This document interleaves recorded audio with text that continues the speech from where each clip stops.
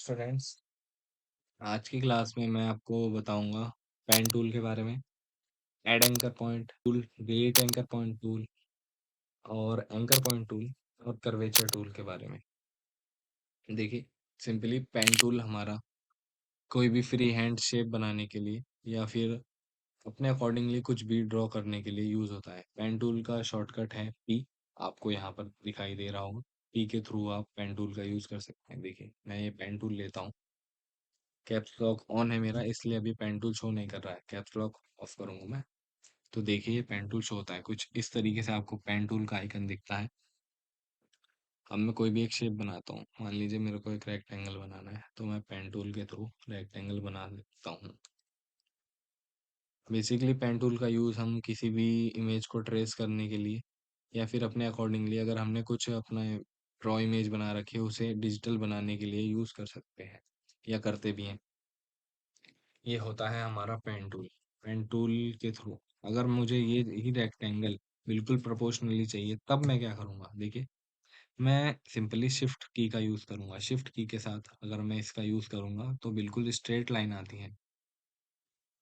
तो अगर आप इस शिफ्ट की का यूज़ करते हैं तो आप प्रोपोर्शनली या फिर एक सही तरीके से रेक्टेंगल बना सकते हैं। और देखिए, आपको ये अलाइन कर देता है कि ऊपर आपने जहाँ जिस पॉइंट से शुरू करा है, ये पिंक लाइन आपको उसी का अलाइनमेंट दिखा रही है कि यहाँ पर अगर आप क्लिक करेंगे या फिर यहाँ पर शेप को बनाएंगे तो वो प्रोपोर्शनली या ऊपर वाले एंकर पॉइंट के अकॉर्डिंगली सही बनेगी। तो देखिए, मेरा परफेक्ट एक रेक्टेंगल बन चुका है। इस तरीके से आप पेन टूल का यूज़ कर सकते हैं।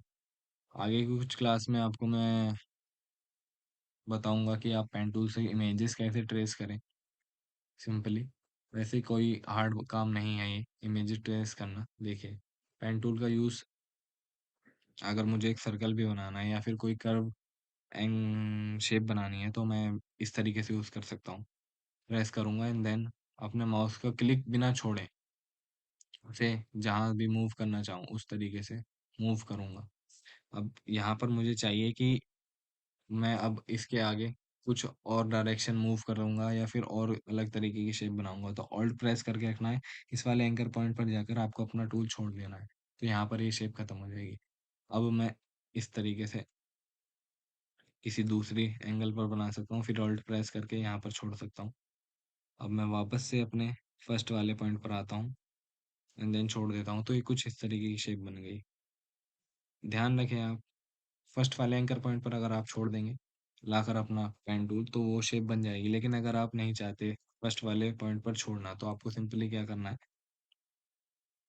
कुछ नहीं, यहीं पर छोड़ दें। और अगर ये पेन टूल अब आपका वापस नहीं जा रहा है या फिर हट नहीं रहा है, सिंपली एंटर प्रेस कर दें। अब देख लीजिए, ये दो शेप बन के तैयार हो गई मेरी अलग अलग। इस तरीके से भी आप शेप्स ड्रॉ कर सकते हैं। ये तो कुछ बेसिक सी जानकारी थी। आगे मैं बहुत अच्छे तरीके से इमेजेस को ट्रेस करना और पेन टूल का यूज़ बता दूंगा आपको। पेन टूल के साथ साथ इसी के अंदर आते हैं हमारे add anchor point tool. Add anchor point tool से आप समझ सकते हैं कि अगर मुझे इसी शेप में कोई और एंकर एक्स्ट्रा से ऐड करना है, तो वो मैं इसके थ्रू ऐड कर सकता हूँ। मैं इस पर सिंपली टैप करूंगा और कहीं पर भी जाकर जहाँ पर मुझे ऐड करना है वहां पर एक टैप कर दूंगा। अब देखिए, एक सेकेंड, यहाँ पर आपको एक एंकर पॉइंट दिख रहा होगा। इसे आप सिंपली डायरेक्ट सिलेक्शन टूल के थ्रू भी देख सकते हैं। सिर्फ सिलेक्शन टूल का यूज़ करेंगे तब आपको एंकर पॉइंट नहीं दिखेगा, इसलिए जो भी आपने एंकर पॉइंट यूज़ करा है, अगर आप उसको देखना चाहते हैं तो डायरेक्ट सिलेक्शन टूल या फिर पेन टूल अगेन दोबारा से यूज़ करें, तब आपको वो दिख जाएगा। इसे हम यूज़ क्यों करेंगे भाई? अब आप ये भी सोच रहे होंगे। देखिए, मान लीजिए मुझे ये शेप इस वाले एरिया से ऊपर उठानी है या नीचे ले जानी है, तो मैं normally anchor add anchor point का यूज़ ही करूँगा। अब सिंपली डायरेक्ट सिलेक्शन टूल का यूज़ करके इस वाले सिर्फ पॉइंट को पकड़ूंगा और जिस तरफ भी मूव करना चाहूँ उस तरफ मूव कर दूंगा अपने अकॉर्डिंगली। लेकिन मैं चाहता हूँ कि ये मुझे शेप वापस से वैसी ही चाहिए, तो अब इसके नीचे एक दूसरा ऑप्शन आता है, delete anchor point. Delete anchor point क्या करता है, जो भी एंकर पॉइंट हमने ऐड करा है या फिर शेप में पहले से है, तो ये उस एंकर पॉइंट को डिलीट कर देता है। किस तरीके से मैं दिखाता हूँ। डिलीट एंकर पॉइंट पर क्लिक करेंगे देन इस पर क्लिक कर दूंगा मैं। देखिए, जो पॉइंट मैंने ऐड करा था अभी इस शेप में, वो डिलीट एंकर पॉइंट के थ्रू डिलीट हो चुका है। तो इस तरीके से आप ऐड एंकर पॉइंट और डिलीट एंकर पॉइंट का यूज़ कर सकते हैं। अब ये एक और आता है हमारा एंकर पॉइंट टूल। ये क्या करता है, ये किसी भी शेप के एंकर्स को हमें दिखा देता है। मान लीजिए अभी मैंने शेप सिलेक्ट नहीं कर रखी है। अब मैं नॉर्मली इस पर जाकर और इस शेप पर क्लिक करता हूँ, तो जहाँ भी इसके मेन एंकर्स आए हुए हैं, ये उन्हें दिखाता है और उन्हें हम अपने अकॉर्डिंगली इस टूल के थ्रू चेंज कर सकते हैं। उस एंकर पॉइंट के बेसिकली हमें ये हैंडल्स दिखा देता है। हैंडल्स के थ्रू हम अपनी शेप को जिस पॉइंट से चाहें छोटा करना, बड़ा करना या फिर अपने अकॉर्डिंगली मैनुअली चेंज करना, वो हम इसके थ्रू कर सकते हैं। इस तरीके से ये ऊपर वाला जो हैंडल है वो ये इस वाली शेप का, ये जो कर्व हो चुकी है साइड से, इसका एंकर पॉइंट है। इसके थ्रू हम इस वाली शेप इसके थ्रू हम इस इधर वाले एरिया को मूव कर सकते हैं और उस वाले एंकर पॉइंट के थ्रू हम उधर वाले एरिया को मूव कर सकते थे। ये जो ऊपर वाला है वो ऊपर वाले के लिए है और ये जो नीचे वाला था वो सिंपली नीचे वाले के लिए था। तो इस तरीके से हम एंकर पॉइंट टूल से किसी भी शेप के एंकर पॉइंट्स के हैंडल्स को अपने अकॉर्डिंगली मूव कर सकते हैं या फिर चेंज कर सकते हैं। इसके बाद कर्वेचर टूल। कर्वेचर ये आपको समझ आ रहा होगा, ये कुछ भी शेप अगर आप बनाएंगे तो ये उसके एजेस को कर्व रखेगा, शार्प। देखिए जैसे मैं पेन टूल का यूज करता हूँ नॉर्मली, मैंने कीबोर्ड पर पी प्रेस करा, मेरा पेन टूल एक्टिव हो गया।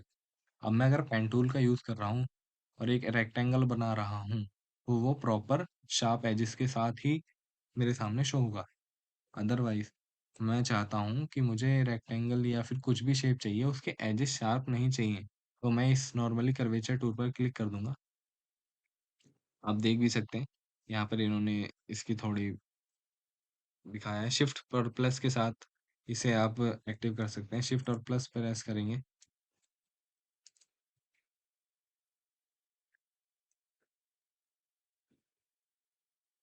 तो आपका ये टूल एक्टिव।